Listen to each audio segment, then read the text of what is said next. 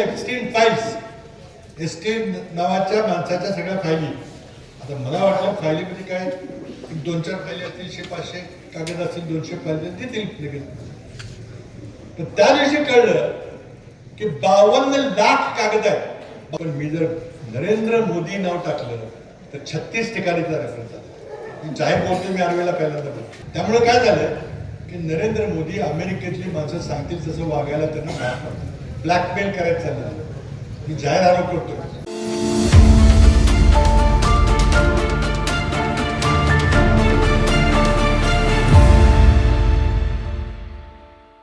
आज काय चाललंय ते मी सांगणार थोडक्यात. मी 1 तारखेला, डिसेंबरच्या 1 तारखेला कराडला एक प्रेस कॉन्फरन्स घेतली. कराडचीच आपली मुलं होती प्रेसची. आणि तिथं मी एक शब्द उच्चारला की देशामध्ये पंतप्रधान पदामध्ये बदल होण्याची शक्यता आहे. आणि समजा जर पंतप्रधान बदलला तर राज्य भाजपचंच आहे, त्यांचंच बहुमत आहे, आमचं काय बहुमत नाही. तर त्यांच्यातला एखादा मराठी म्हणून होऊ शकतो. पण देशात खळबळ उठली की असं कसं बोलू. कोणाला काय विषय माहित नव्हता. मग मला प्रेसने विचारलं की तुम्ही काय बोलता, असं काय तुमचे वगैरे झालंय काय, तुम्हाला काय आता चढ लागलं काय. मला असं काय नाही. तर मी फक्त एवढंच आहे की मी आंतरराष्ट्रीय अमेरिकेची 4-5 वर्तमानपत्र रोज वाचतो. इंग्लंडमधली 2 वाचतो, चीनचं वाचतो. त्यामुळे जगात काय चाललंय मी जरा अभ्यास करतो. मी जर बरीच वर्ष राहिले. अमेरिकेमध्ये प्रचंड मोठी घटना घडली गेल्या 20-25 वर्षात. आर्वीसारख्या ठिकाणी मुद्दा मी पहिल्यांदा बोलतोय. तिथं एक मोठा श्रीमंत उद्योगपतीला इस्रायल नावाच्या देशानं एक गुप्तहेर म्हणून पाठवला. त्याला काम सांगितलं की मोठ्या मोठ्या बड्या राजकीय नेत्यांना, मोठ्या उद्योगपतींना मुलींच्या जाळ्यात अडकून, इंग्रजीमध्ये त्याला एक शब्द आहे हनी ट्रॅप, म्हणजे बायका पुरवून त्यांना काहीतरी त्यांचे चित्र करून त्यांच्यातले फोटो काढून त्यांना ब्लॅकमेल करा, असं त्याला काम दिलं. पण त्याच्या पुढे जाऊन काय केलं, त्या माणसाचं नाव आहे जेफ्री एप्स्टीन. कुणी ऐकलं नव्हतं महाराष्ट्रात. तर त्याची दुसरी खाते आहे, गोष्टी बऱ्याच ठिकाणी चालतात नाही असं नाही. पण ह्याची खासियत काय, हा फक्त 13-14 वर्षाच्या मुलींना आणायचा आणि त्याची तस्करी करायचा. शेकडोच्या वर मुलींना तरी आम्हीच दाखवलं, कोणाला किडनॅप करून आणलं, काय केलं. आणि मोठ्या मोठ्या जगातल्या मोठ्या नेत्यांच्या, श्रीमंत उद्योगपतींचे चोचले पुरवण्याकरता एक विशेष खाजगी पेठ त्यानं तयार केलं. आणि तिथं सगळ्यांना आणून ते सगळे धंदे करत. ते धंदे करताना सगळ्या खोल्यामध्ये कॅमेरे लावले. सगळ्या खोल्यामध्ये कोण काय बोलतोय, कोण काय पत्र लिहिते, सगळं रेकॉर्ड केलेलं. 2010 साली एका अल्पवयीन मुलीनं तक्रार केली वडिलांनी की यांनी आमचं लैंगिक शोषण केलेलं आहे, आमच्यावर बलात्कार केलेले आहेत, अनेक दिवसापासून आम्हाला केले, त्याच्यावर तुम्ही खटला चालला. त्या माणसाला, जेफ्री एप्स्टीन माणसाला शिक्षा झाली वर्षाची. त्याने कबूल केलं की मी हा व्यवसाय करत होतो आणि मोठ्या मोठ्या लोकांना मी त्यामध्ये सापळ्यात अडकवत होतो. त्याला शिक्षा झाली, 13 महिने तुरुंगात होता, नंतर गेला. आणि त्यामुळे त्याचं नाव नोंदलं गेलं की हा लैंगिक शोषण करणारा एक अधिकृत गुन्हेगार आहे. आता अमेरिकेमध्ये गुन्हेगाराची नोंद करायची. आता हे माहिती असताना तरी बडे बडे नेते त्याच्या संपर्कात होते, त्याच्या भेटावर जात होते, त्याच्या घरात जात होते, त्याच्या पाहुणचार जात होते. नंतर काही मुली, बऱ्याच मुली कोर्टात गेल्या अमेरिकेमध्ये. मी का सांगतोय, कारण आपल्या देशाचा डायरेक्ट संबंध कसा आहे ते मी सांगणार. तिथल्या कोर्टाने फार गंभीर बाब घेतली. तिथं अमेरिकेमध्ये मी राहिलेलो आहे. एखाद्या कोणाची बायको घेऊन कोण पळून गेला तर कोण काय मिळत नाही. एखादा खून केला तर 2-3 वर्षात माणूस बाहेर. पण हे नाही चालत. लहान मुलींच्या बद्दल शोषण करणे चालत नाही. भयंकर गंभीर गेलं. आणि त्यामध्ये सगळ्यात मोठी बाब म्हणजे अमेरिकेचा आजचा राष्ट्रपती डोनाल्ड ट्रम्प आहे, त्याचं प्रामुख्याने तिथं नाव आहे. मागचा राष्ट्रपती ब्लिंटन, त्याचे सगळे. आणि मग काय झालं की संसदेमध्ये इतकी तिथं चीड निर्माण झाली की त्यांनी कायदा पास केला 19 नोव्हेंबर 2025 की एका महिन्याच्या आत त्या माणसाचे जेवढे काही कागदपत्र असतील खोले करा. म्हणून मी 1 डिसेंबरला पत्रकार परिषद घेतली. म्हटलं 20 तारीख बघा, म्हटलं काहीतरी भूकंप होणार आहे. त्या कागदपत्राचं नाव ते एप्स्टीन फाईल्स. एप्स्टीन नावाच्या माणसाच्या सगळ्या फायली. आता मला वाटलं फायलीमध्ये काय 2-4 फायली असतील, 100-500 कागद असतील, 200 फायली देतील लगेच.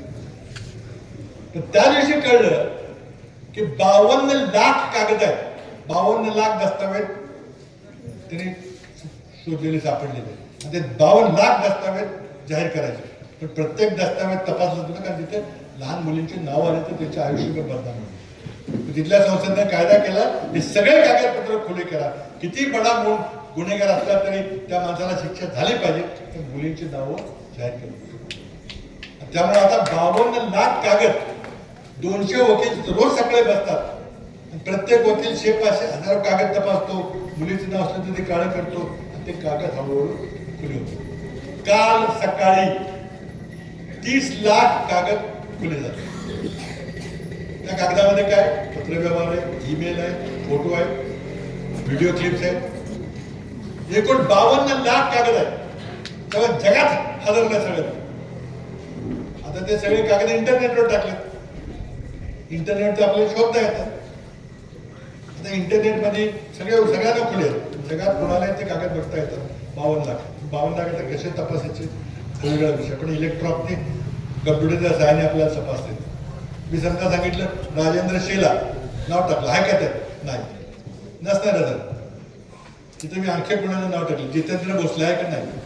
पण मी जर नरेंद्र मोदी नाव टाकलं तर 36 ठिकाणीचा रेफरन्स आला.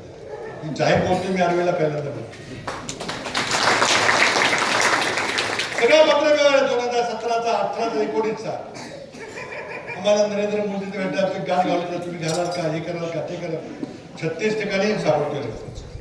माझा सवाल नरेंद्र मोदीला आहे, तुम्हाला माहिती आहे की व्यवसाय करणारा माणूस ज्याने कबूल केलं, ज्याला शिक्षा झाली आहे, अशा माणसाने तुमचे काय संबंध आहेत? संसदेमध्ये तुम्ही बोलायला तयार चुप आहे. मी जेव्हा पहिल्यांदा आरोप केला तेव्हा कोणी एक शब्द काढला. अरे बोला ना, खोटं आहे म्हणून. मगर अब्दुल शब्द खटला बरा, कुणी बोलायचं. तेरी भी चूप, मेरी भी चूप. अनिल अंबानी मोठा उद्योगपती आहे, तो म्हणतो की आमच्या पंतप्रधानांना भेट घालून द्या. का तू अशा दलालाला जो दलाली करतोय, अशा माणसाला तुम्ही त्याच्याकडे जाताय आणि त्याचे संबंध ठेवताय, तुमचा काय संबंध आहे त्याच्याकडे? भारताचा राजदूत हरदीप पुरी सरदार आज मंत्री आहे, पेट्रोलियम मंत्री. त्याचा काय संबंध? अनेक वेळा त्याचे नाव आहे. ते एचडीएफसी एक्सटेन्शन. हे प्रकरण थांबणार नाही. हे प्रकरण थांबणार नाही. लवकरच ते सगळे कागदपत्र येतील. मग छायाचित्र आणि व्हिडिओ बाहेर आले की मग पुन्हा कळेल काय. त्यामुळे काय झालं की नरेंद्र मोदी अमेरिकेतली माणसं सांगतील तसं वागायला त्यांना ब्लॅकमेल करायचं चाललं. मी जाहीर आरोप करतो, आपल्या पंतप्रधानांना अमेरिकेचे लोक ब्लॅकमेल करतायत. म्हणून जेव्हा ऑपरेशन सिंदूर झालं, पाकिस्तानशी युद्ध झालं, तेव्हा अमेरिकेच्या राष्ट्रपतींनी सांगितलं की नरेंद्र मोदी ताबडतोब युद्ध थांबवा. मोदी म्हटले नाही, थांबवता येणार नाही, आम्हाला अजून पाकिस्तानची जिरवायचे, त्यांना आलाय, त्यांनी हल्ला केला. काय नाही म्हटले, ताबडतोब करा, नंतर बघा याद राखा. नरेंद्र मोदी म्हटले मला देशातले लोक नाव ठेवतील की मी कसं बंद केलं.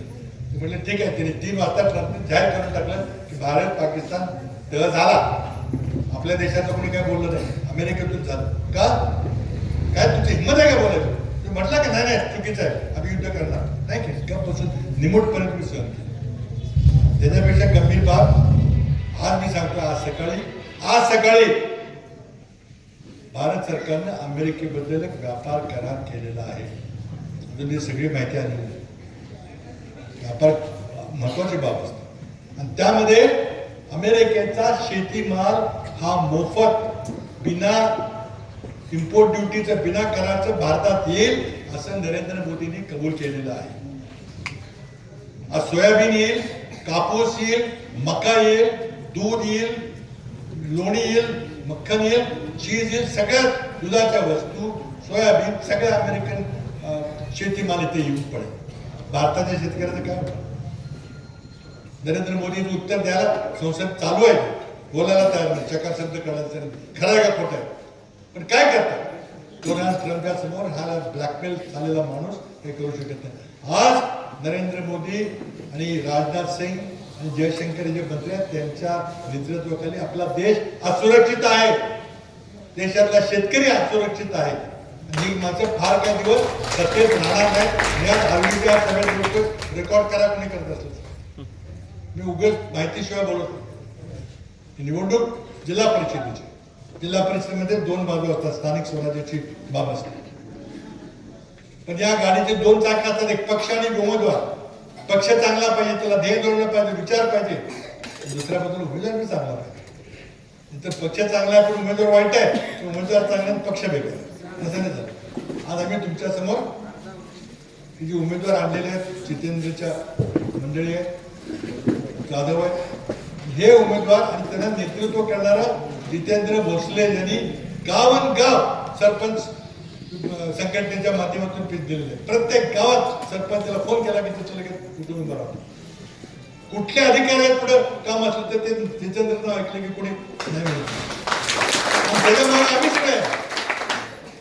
आज आमच्या दिल्ली तर मुंबईत सत्ता आज घेतली, फार काय टिकणार मी तुम्हाला सांगतो. आता महाराष्ट्रात देखील बरंच काही उचल चाललेलं आहे. पण आज तुम्हाला मी नम्र विनंती करायला, वेळ मला जरा कमी आहे, वेळच कमी ठेवला माझ्याकडे. पण तरी पण मला जे सांगायचं एवढंच सांगायचं की ऐतिहासिक निवडणूक आज काँग्रेसला जरी वाटलं की ठीक आहे माणसं कमी आहेत, काही ताकद वाटत नाही, पण त्यांनी काय केलं की माणसं सत्तेत कशी आले, प्रचंड मोठा भ्रष्टाचार केला. आज शाळेत मास्तर नाहीत, हॉस्पिटल डॉक्टर नाहीत, ग्रामीण भागामध्ये वाईट वस्ती आहेत, पिण्याच्या पाण्याच्या वस्ती आहेत. काय काम चाललंय यांचं? फक्त रस्ते मोठे बांधायचे, महामार्ग, आणि त्यातून 40% कमिशन घ्यायचं. सरकारी अधिकाऱ्यांच्या बदल्यामध्ये कमिशन घ्यायचं. सातारा जिल्ह्यातला एक कलेक्टर होता काही दिवसापूर्वी, पहिल्या दिवसापासून पैसे घ्यायला सुरुवात केली. कलेक्टर कधी असं करत नाही, चांगला अधिकारी असतो, IAS अधिकारी असतो. लोकांनी चौकशी केली की असं का करतो आपल्या जिल्ह्यातला कलेक्टर. म्हणून माहिती पडली की म्हणून काय करू, मी बदली करता 3 कोटी रुपये घेऊन आमदार तर लगेच हाकलून दिलं. पण बदलीत पैसे खायचे, रस्त्यामध्ये 40% कमिशन खायचं, घरं बांधताना बिल्डिंग बांधताना कमिशन करायचं, तुमची जी विकास कामं झाली पाहिजे त्यातले पैसे चोरायचे, आणि ते चोरलेले पैसे हे तुमची मतं विकत घेऊन तुमचं इलेक्शन मध्ये बदलायचं. आता मतदाराला 5,000 रुपये त्याला 10चा करणार ठीक आहे, दराचा 50 कोटीचा दर, सरकार तुम्ही चोरून नेलं पैसे. आणि त्याला काय केलं, या लोकांनी बहुजन समाजाला लाचार करून टाकले. आपण लाचार होणार का, पेशवाईची पुनरावृत्ती करणार का नाही हे तुम्ही ठरवायचं. आज कोरेगाव जिल्हा ऐतिहासिक तालुका आहे, फार मोठी परंपरा आहे. तुमच्या कोरेगावमधनं तुम्ही सुरुवात करा. आम्ही काही फार माणसांना उभी केली, चांगली उभी केली. आम्हाला चांगले उमेदवार नाही मिळाले आम्ही थांबलो, नाही हरकत नाही. चांगले असतील तिथून आम्ही उभी केली, काही थोडे उभे केले. त्यांना आशीर्वाद द्या ही विनंती करतो.